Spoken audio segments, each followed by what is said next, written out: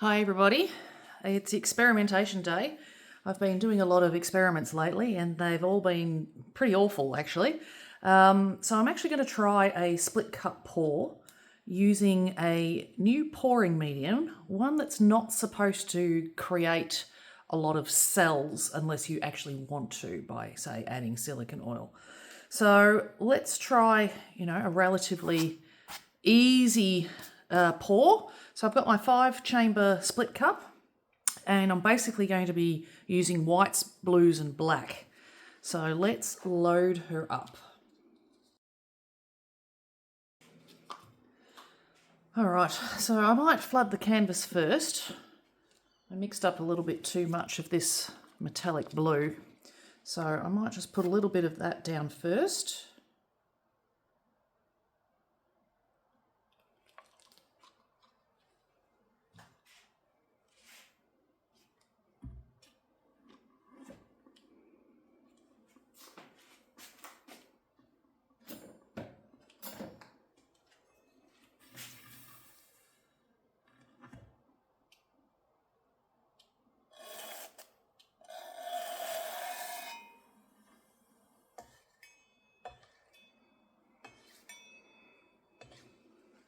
All right,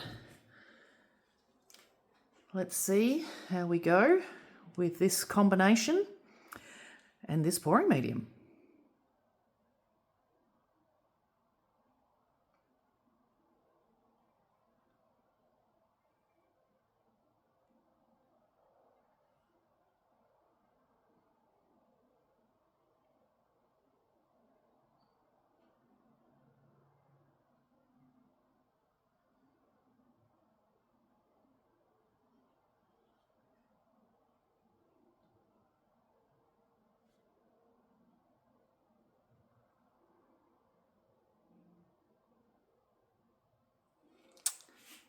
So I've used about half of the cup. I think that's probably enough for this size canvas. And I actually really like the composition of that at the moment. Anyway, let's see what it's like when I spin it out. I think we need a little bit more. Actually, I've got lots of white. I think we need a little bit more paint around here. Flow extender, just to make sure it doesn't roll over itself on a dry canvas. And I've just mixed this paint, so I've got lots of air bubbles. So give that a quick torch to pop all of those.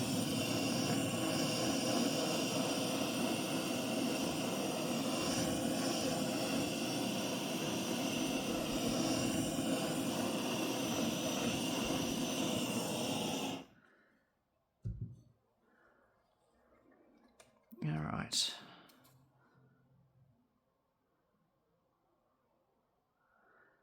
Still seems to be creating some cells. Let's see what happens when we spin it out.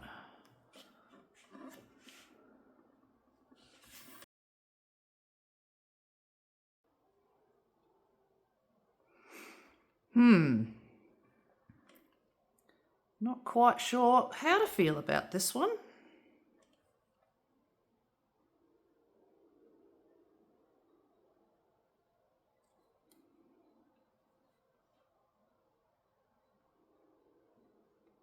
There's certainly a lot more cells through the middle here than I was expecting. Now, whether that's because of the air bubbles, which I might have to give my paints a quick torch before I pour them, or if this is part of the properties of the pouring medium, that I do not know.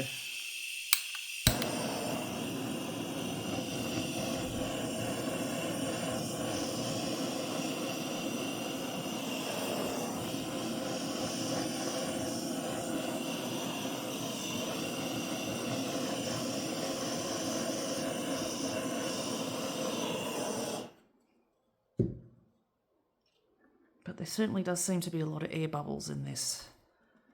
I might just try and tip a bit more of this off down here. I've got to say, I'm really not loving that. I I might do a pour straight over the top with the other half.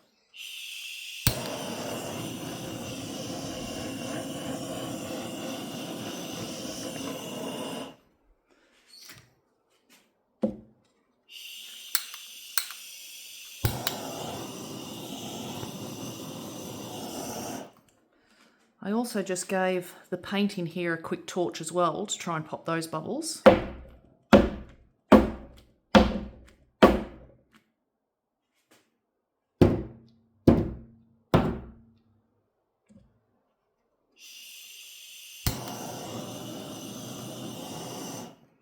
Let's try again. See what happens.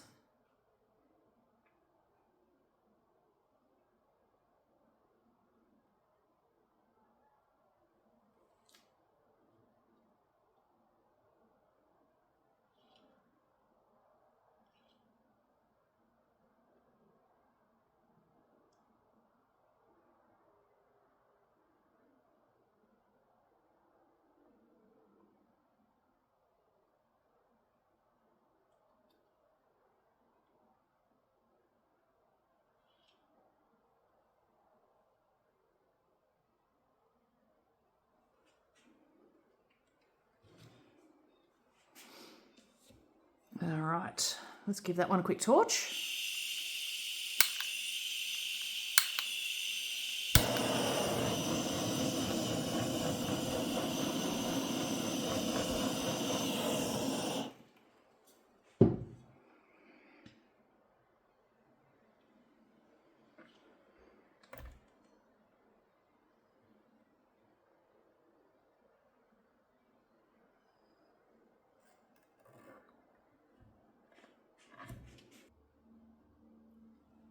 Well,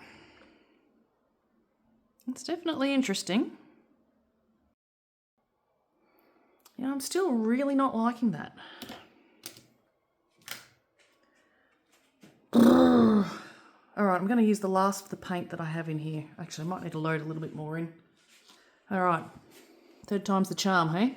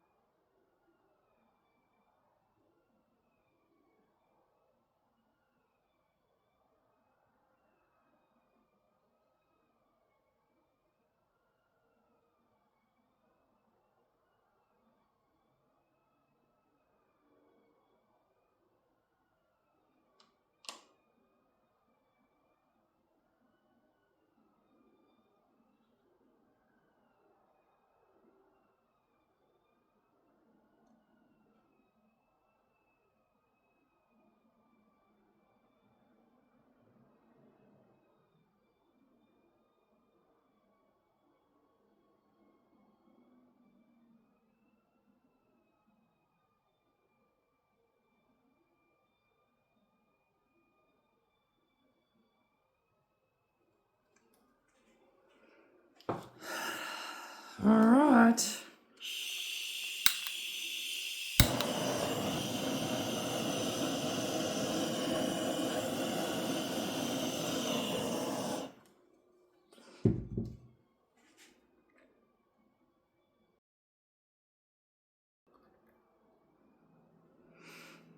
I think I'm not going to mess with that too much more. I don't want to overstretch it. And I actually find that composition to be really interesting. I can still see some bubbles. Let me give it another quick torch, but then I think I'm going to leave that be.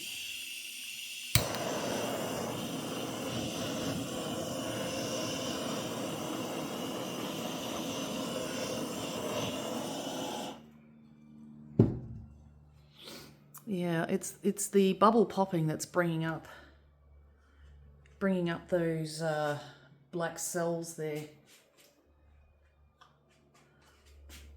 All right. I'm not going to play with that anymore.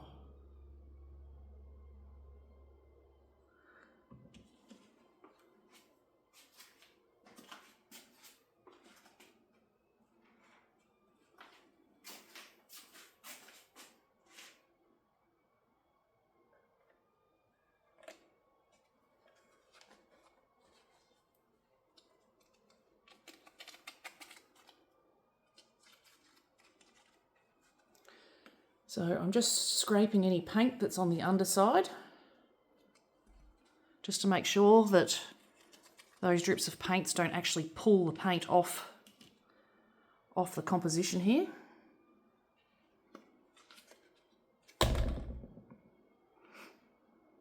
Let's call that done, see what happens. So it's about a week later and the painting has dried, but this is not the painting that I left to dry. The composition has completely melted away, and when you actually look around the edges here, you can actually see where it has run off the sides of the painting.